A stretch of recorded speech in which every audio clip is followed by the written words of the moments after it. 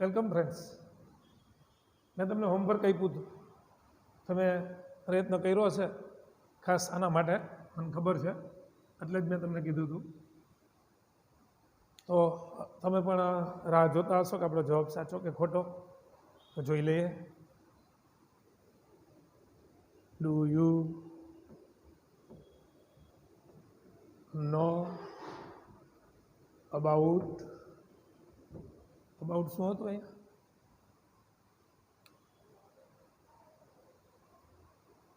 યુવરાજ લગભગ હતું. Yash Raj. Do you know about Yash Raj? She was the well-known empress. So Sinu, he was the well-known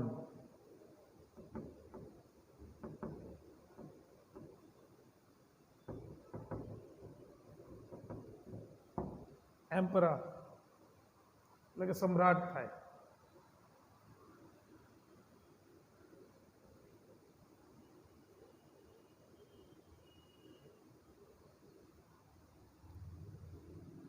She had, સીનું he કરશું ને, sorry, he had many skills. She herself, તો he અહીંયા લખું છું, he himself had, she himself had fought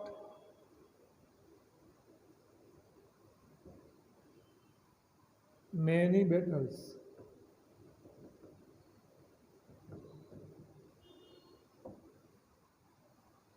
આ પહેલાનો જવાબ થયો.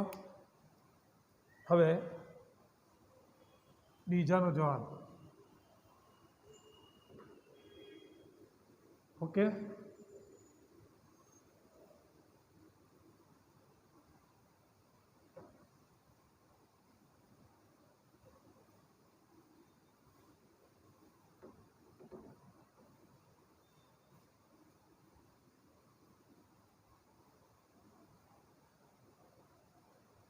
એમાં ખાસ કંઈ હતું નહીં, તો પણ આપણે સોલ્વ કરવો જોઈએ. આ મિસ્ટર વાલિયા કરવાનું હતું. Mister Walia is a caring mother હોય તો સ્વાભાવિક છે, શું થઈ જાય? ફાધર. સીનું he always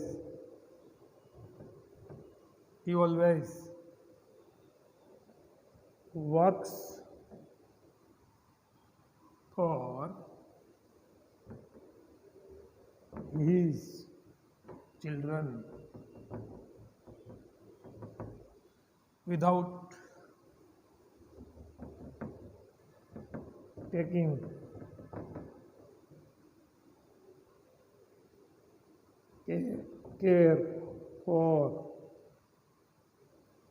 taking care of himself. She does her duties so nicely. So Sinu, he does her duties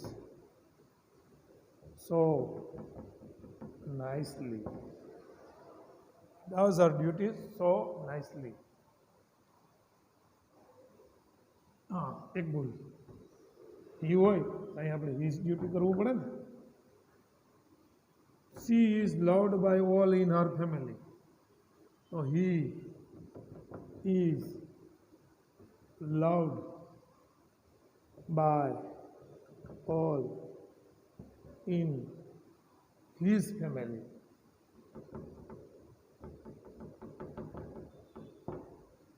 આ એક્ટિવ પેસિવ વોઇસનું વાક્ય છે. He is loved. બાકીના બધા એક્ટિવમાં હતા. હવે આપણે શીખશું ચેન્જ ધ વોઇસ. આપણે સોલ્વ થઈ ગયું. બહુ સારી રીતે આની આપણે પ્રેક્ટિસ કરી છે. ધ જેન્ડર હવે તમને માર્ક આવે જ. ખાસ શબ્દો યાદ રાખવાના છે.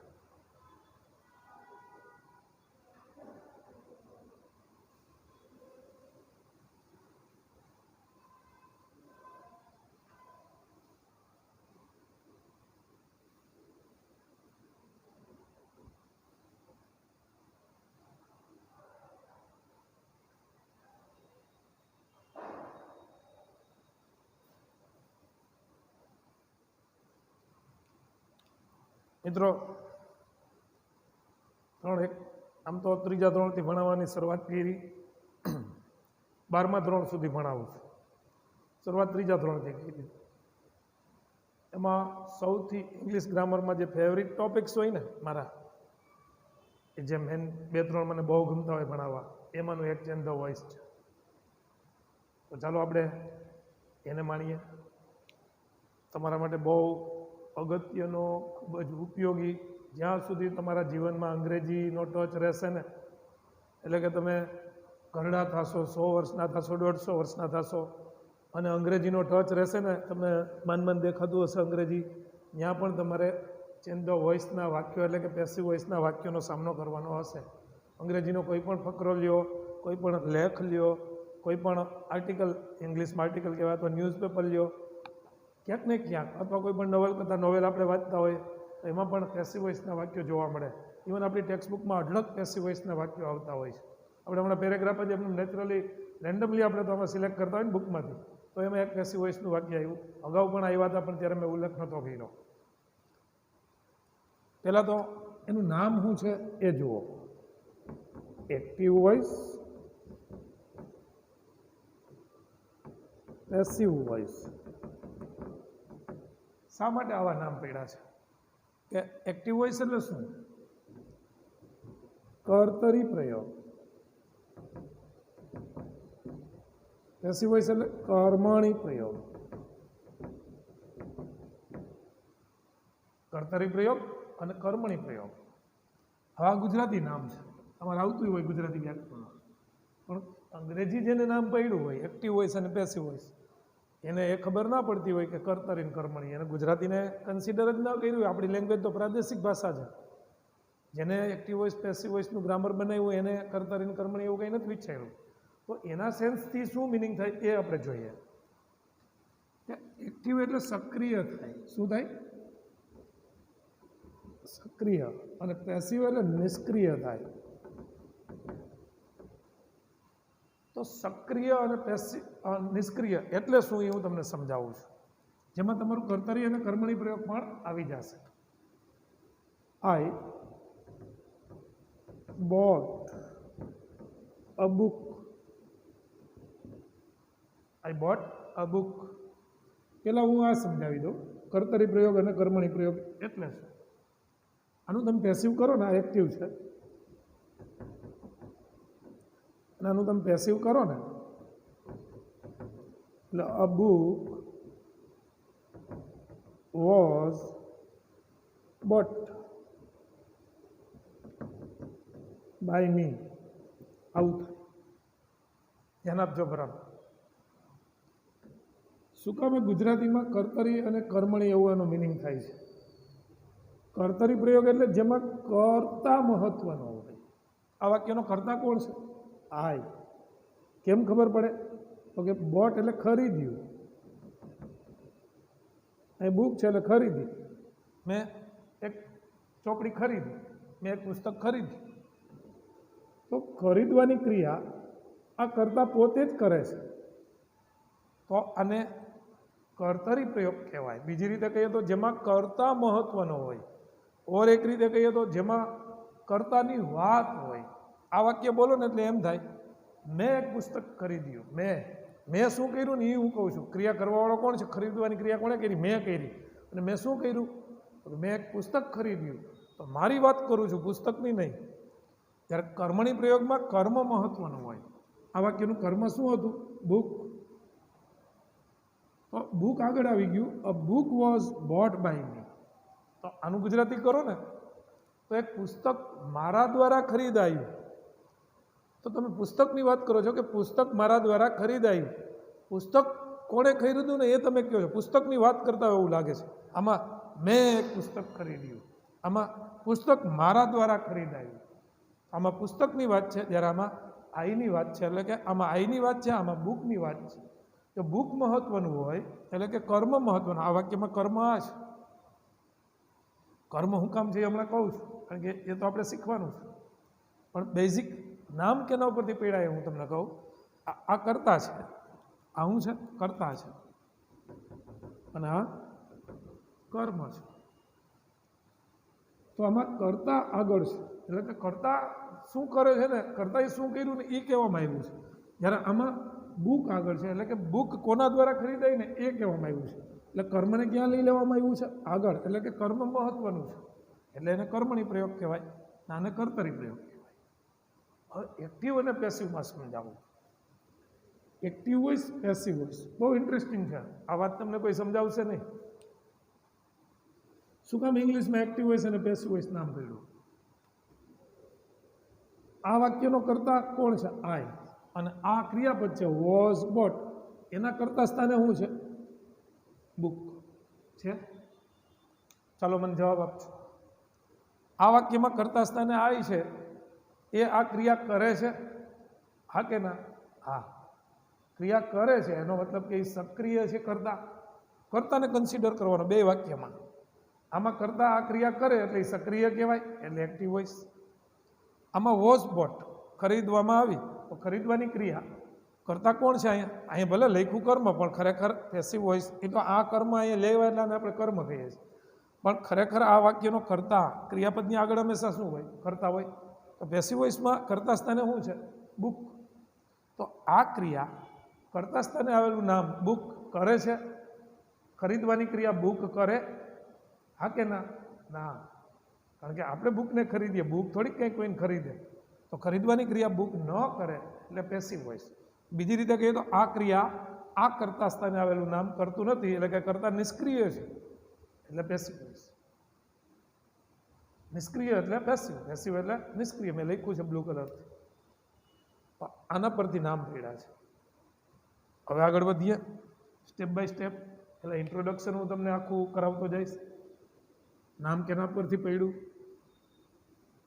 અને બહુ સરસ રીતે સ્લોલી તમને મજા આવે એમ, તમને સમજાય એમ આપણે આગળ વધવાના છીએ. હવે પહેલાં તો તમને એક્ટિવ પેસિવ આવે ને, એટલે તો કર્તા અને કર્મ વિશે ખબર હોવી જોઈએ. એના વિશે હું જરાક વાત કરું, ધ્યાન આપજો કે હી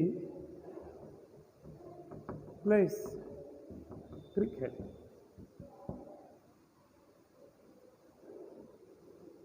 She teaches me.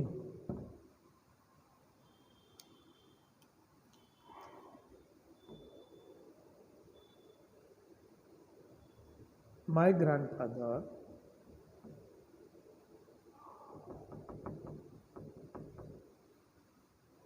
tells me a story. My grandfather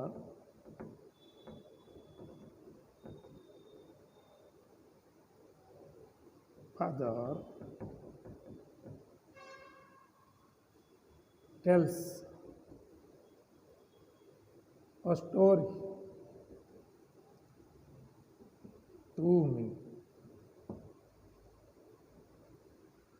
My grandfather tells a story to me. અને આમાં my grandfather tells me a story. આ બે વસ્તુ. હવે આ ચારે ચારમાં હું જે કહું એ બરાબર જોતા જાજો. કર્મ કેવી રીતે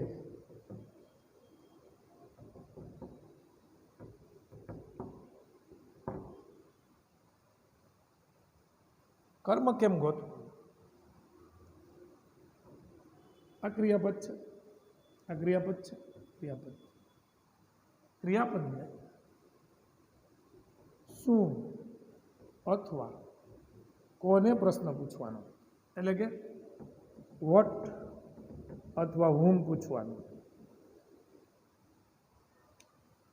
તે રમે છે, આ ક્રિયાપદ છે. ધ્યાન આપજો.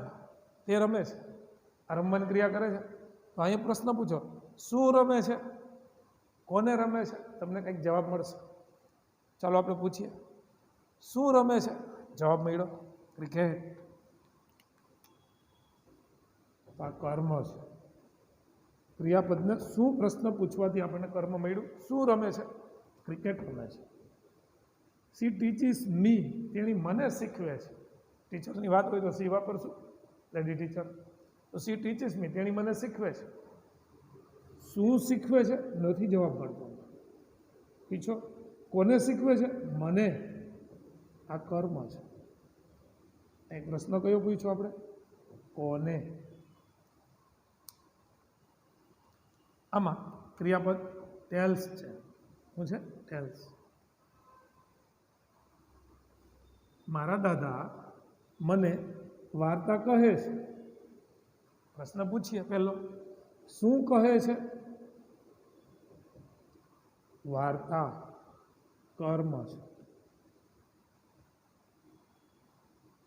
બીજો પ્રશ્ન પૂછો, કોને કહે છે? મને. આ પણ કર્મ છે. એનો મતલબ કે આ વાક્યમાં બે કર્મ છે. જ્યારે ક્રિયાપદને શું પ્રશ્ન પૂછવાથી કર્મ મળે એને મુખ્ય કર્મ કહેવાય. જ્યારે ક્રિયાપદને કોને પ્રશ્ન પૂછવાથી કર્મ મળે તો એને ગૌણ કર્મ કહેવાય.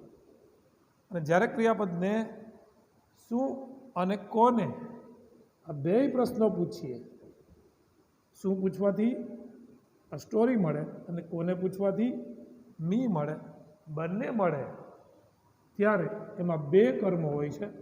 એમાં આ ગૌણ કર્મ કહેવાય અને આ મુખ્ય કર્મ કહેવાય. જો તમે આ બધા વાક્યો એક્ટિવ વોઇસના છે, આપણે પેસિવ વોઇસ હજી ચાલુ કર્યું નથી, પણ કેવા વાક્યો આવે એ હું તમને એ તરફ લઈ જવા માગું છું. પહેલાં મેં કીધું ને, પહેલાં ઇન્ટ્રોડક્શન આવશે. તો જુઓ, my grandfather tells me a story. તો મારા દાદા મને શું કહે છે? તો કે વાર્તા. વાર્તા કોને કહે છે? મને. આ ગૌણ કર્મ થયું, મુખ્ય કર્મ. તો આ વાક્યમાં બે કર્મ છે. આ વાક્યમાં શું પ્રશ્ન પૂછવાથી મળતું? મુખ્ય કર્મ જ છે. આ વાક્યમાં કોને પૂછવાથી મળતું? ગૌણ કર્મ છે. આ વાક્યમાં શું અને કોને બેય પૂછીએ તો જવાબ મળે છે. અને હવે સાંભળજો બરાબર, જ્યારે એક્ટિવ વોઇસ જ છો, ઓનલી એક્ટિવ વોઇસ, જ્યારે એક્ટિવ વોઇસના વાક્યમાં બે કર્મ આવતા હોય તો નોર્મલી ગૌણ કર્મ પહેલાં લખાય અને મુખ્ય કર્મ પછી લખાય. તો ગૌણ કર્મ અને સજીવ કર્મ, નિર્જીવ કર્મ એ કહેતા હોય છે, પણ ગૌણ કર્મ પહેલાં લખાય, મુખ્ય કર્મ પછી લખાય. પણ જ્યારે વાક્યમાં બે કર્મ આવતા હોય, જેને હું બોક્સ કરીને હાઇલાઇટ કરું છું, મી અને અ સ્ટોરી, જ્યારે વાક્યમાં બે કર્મ આવતા હોય ત્યારે તમે એક્ટિવ વોઇસમાં જ, પેસિવની વાત જ નથી કરતો, ત્યારે બે કર્મવાળા વાક્યને તમે બે રીતે લખી શકો. જેમ કે બીજું અહીંયા છે, અ સ્ટોરી આગળ છે અને મી ગૌણ કર્મ પાછળ છે, મુખ્ય કર્મ આગળ છે. તો my grandfather tells a story to me. નવું શું આવ્યું? આ બેના સ્થાન ફેરવા, મુખ્ય કર્મ હું આગળ લખું ને ગૌણ કર્મ પાછળ લખું તો વચ્ચે વધારાનું મારે ટુ કરવું પડે. We are talking about only active voice, not passive voice. These all sentences are in active voice. I am telling you one type, second type, third type or third type. પહેલી રીત કર્મ આવવાની એક પ્રકાર, બીજો પ્રકાર, ત્રીજો પ્રકાર, એના અથવામાં આ, એટલે કે આ વાતને હું ઓર કરીને આ પણ લખી શકું. બે કર્મ હોય ત્યારે આટલી આપણને ખબર હોવી જોઈએ. હવે એક વાક્ય અહીં લખું છું, જરાક જોજો. He goes to Rajkot. આનું ચેન્જ ધ વોઇસ થશે કે નહીં? તમે મનમાં જવાબ આપો. नहीं थाय। शुं काम? आ क्रियापद है ने ए अकर्मक क्रियापद कहेवाय। केवुं? अकर्मक। त्यारे अहींया जे क्रियापद लीधा ने आपणे आ सकर्मक क्रियापद छे। आ सकर्मक क्रियापद छे अने आ सकर्मक क्रियापद छे। आ पण एक छे। तो सकर्मक क्रियापद अने अकर्मक क्रियापद एटले शुं? जे क्रियापदनी पाछळ कर्म मूकવું पॉसिबल न होय एने अकर्मक क्रियापद कहेवाय। अने जे क्रियापदनी पाछळ कर्म तरीके का मुख्य कर्म अथवा गौण कर्म आपणे मूकी सकीए अथवा बंने कर्म मूकी सकीए त्यारे एने सकर्मक, जेमां कर्म पॉसिबल होय एने सकर्मक क्रियापद कहेवाय। हवे एवा क्रियापदो क्या? થોડુંક આપણે લિસ્ટ જોઈ લઈએ।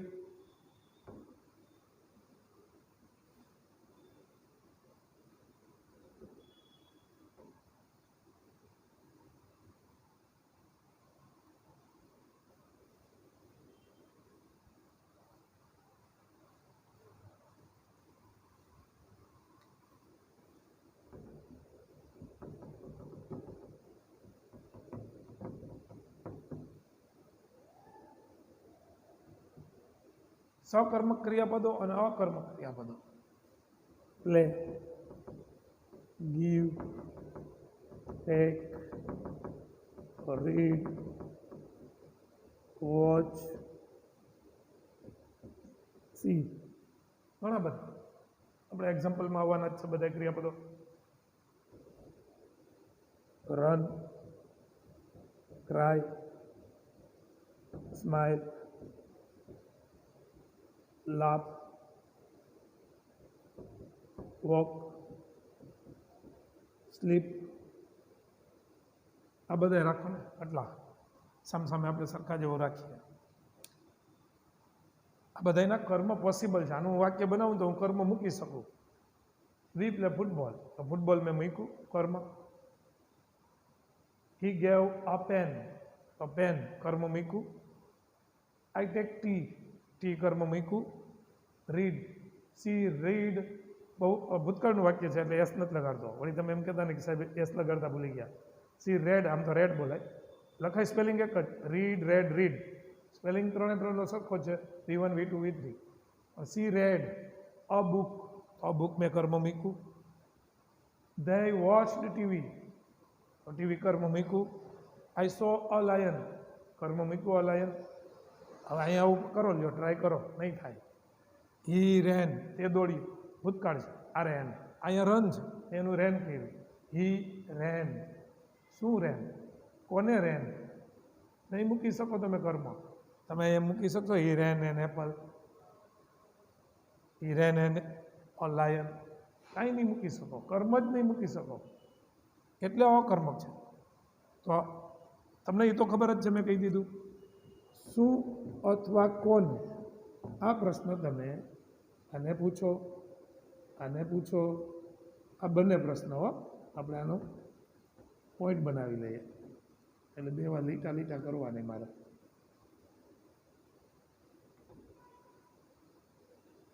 आ बने प्रश्नो तमे आने पूछो,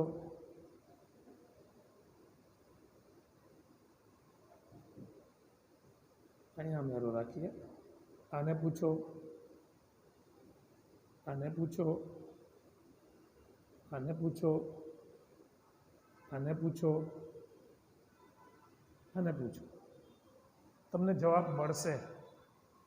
एटले के आनु एक्टिव मांथी पेसिव थाय आ क्रियापदो होय ने तो अहींया तमने जवाब मळशे। आ प्रश्न पूछशो ने आमां એટલે આમાં જવાબ મળે છે એટલે રાઈટ પાડો છો। અહીંયા તમે પ્રશ્ન પૂછશો ને શું શું દોડ્યું, કોને દોડ્યું, જવાબ નથી મળતો।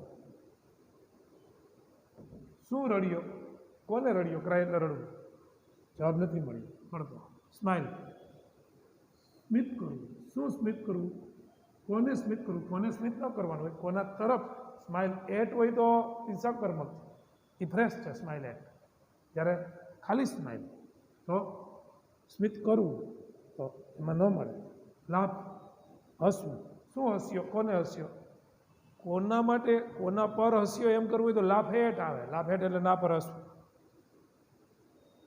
તો આ બધા પ્રશ્નો તમે પૂછો ને, આ બધા અકર્મક છે. તો શું ચાલ્યું, કોને ચાલ્યો,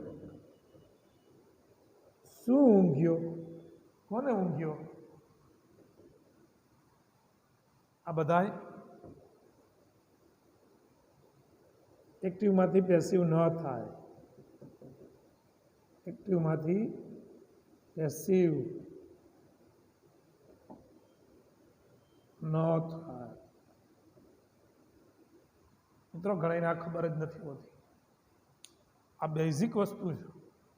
તમારે પેરેગ્રાફ પૂછાય ને, 12માં પેરેગ્રાફ પૂછાય, તો પેરેગ્રાફ પૂછાય તો માની લો કે આવા ક્રિયાપદવાળું વાક્ય હોય તો તમે એમ જ શીખવાડી દેવામાં આવે કે વાક્યનું પેસિવ કરી નાખવાનું. તો તમે આનું કરવા જાવ તો ખોટું પડે, કારણ કે આનું કર્મ જ ન હોય તો કર્મણી પ્રયોગ ન થાય.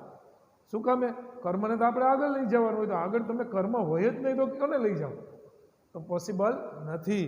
આવા ક્રિયાપદોનું ક્યારેય પેસિવ વોઇસ ન થાય. આવા ક્રિયાપદોનું હંમેશા થાય. આમાં બે કર્મય હોઈ શકે. આ ઇન્ટ્રોડક્શન હતું. હવે આપણે ઇન્ડેક્સ સમજશું. આપણા ટોપિકની ઇન્ડેક્સ શું છે? ઇન્ડેક્સ એટલે કે આપણે શું ભણવાના છે, આપણે અનુક્રમણિકા આપણી ભાષામાં, એ આપણે જોશું. તો જોઈએ ઇન્ડેક્સ.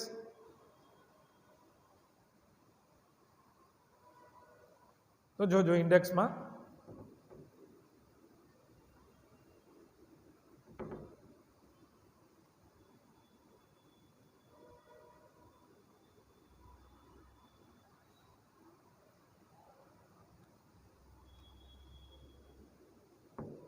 કાળ કેટલા શીખવાના છે ને એ આપણે લખીએ. સાદો વર્તમાન કાળ, સાદો ભૂતકાળ, સાદો ભવિષ્યકાળ, મોડલ ઓક્ઝિલરી, અપૂર્ણ વર્તમાન કાળ અને ચાલુ વર્તમાન કાળ. આમ તમે જુઓ ને, આ ત્રણ સાદા એ મોડલ. પછી પૂર્ણ વર્તમાન કાળ અને ચાલુ વર્તમાન કાળ આપણે એક્સ્ટ્રા શીખીએ, કદાચ એના વાક્યો પૂછાય તો. અને પૂર્ણ વર્તમાન કાળ આવડે ને તો તમને પૂર્ણ ભૂતકાળ ઇઝીલી આવડે, ચાલુ વર્તમાન કાળ આવડે ને તો ચાલુ ભૂતકાળ તમને આવડે. પણ એ પૂછાતા નથી, પણ પૂછાય તો તમને આવડી જાય. કારણ કે આમાં હેવ કે હેઝ હોય, આમાં શું હેડ હોય, ને આમાં એમ ઇઝાર હોય, અને આમાં વોઝ વેર હોય ચાલુ ભૂતકાળમાં. તો બસ એટલો જ ફેરફાર હોય, બાકી તો બધા નિયમ સરખા જ આવશે.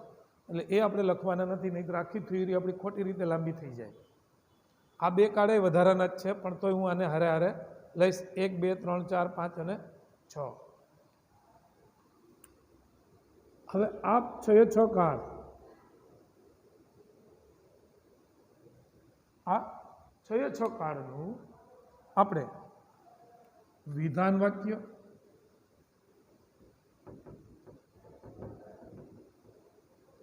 આમ લખીશ તો તમને વધારે સમજાશે. વિધાન વાક્ય, નકાર વાક્ય,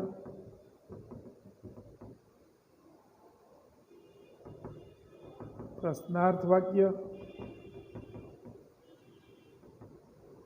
WH પ્રશ્નાર્થ વાક્ય,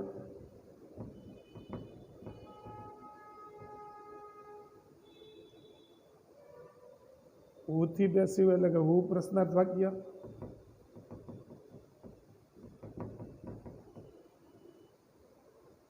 વોટથી પ્રશ્નાર્થ વાક્ય,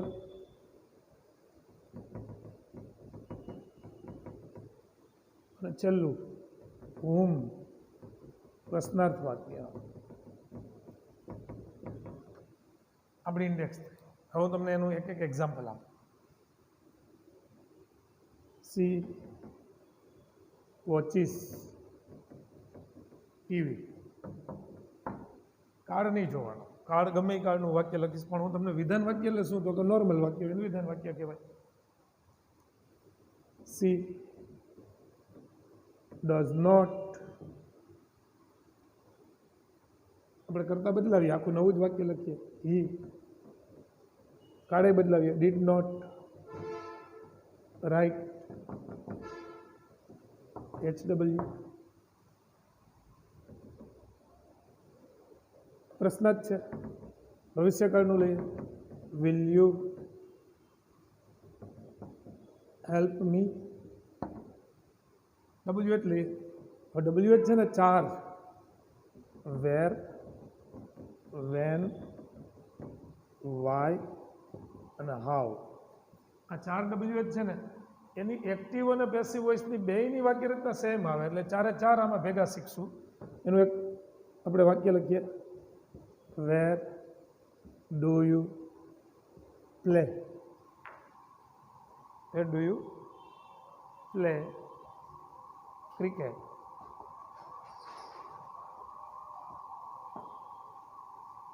હુ વાળું, who can avoid the death. What પ્રશ્નાર્થ? What are you eating? Whom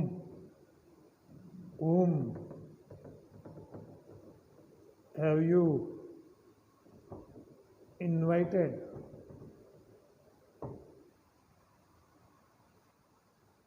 તો મિત્રો આ હતી ઇન્ડેક્સ.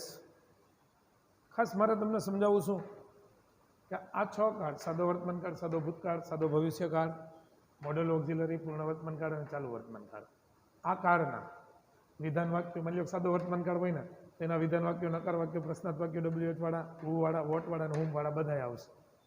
સાદો ભૂતકાળ હોય તો એના બધાય આવશે, સાદો ભવિષ્યકાળ હોય તો એના બધાય આવશે, મોડેલ ઓક્ઝિલરી હોય તો એના પણ બધાય આવશે, પૂર્ણ વર્તમાન કાળ હોય તો એના બધા પ્રકારના વાક્યો આવશે, ચાલુ વર્તમાન કાળ હોય તો એના બધા પ્રકારના વાક્યો આવશે. આ 7 પ્રકાર છે. 1, 2, 3, 4, 5, 6 અને 7. આપણે વિધાન વાક્ય શરૂ કરશું ને એટલે આ 6 કાળના વિધાન વાક્યનું એક્ટિવમાંથી કશું કેમ થાય નહીં શીખશું. જે નકાર વાક્ય આપણું હેડિંગ આવશે. ફેરબુક તમારે બનાવવાની છે, એટલે ફેરબુક હારે રાખજો.